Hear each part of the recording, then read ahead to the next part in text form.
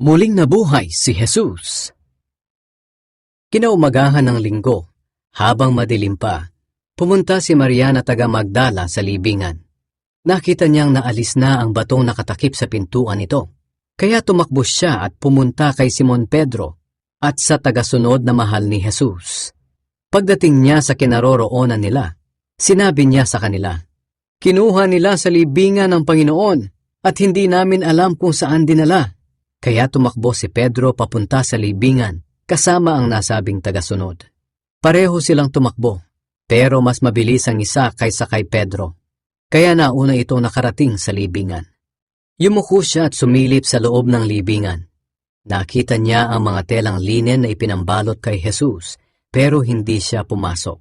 Kasunod naman niyang dumating si Simon Pedro at pumasok siya sa loob ng libingan.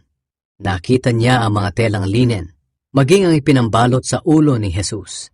Nakatiklop ito sa mismong lugar nito at nakahiwalay sa iba pang mga tela. Pumasok na rin ang tagasunod na naunang nakarating at nakita rin niya ang mga ito. Kahit na hindi pa nila nauunawaan ang tungkol sa sinasabi ng kasulatan na si Jesus ay muling mabubuhay, naniwala siya na muling nabuhay si Jesus. Pagkatapos nito, umuwi ang dalawang tagasunod.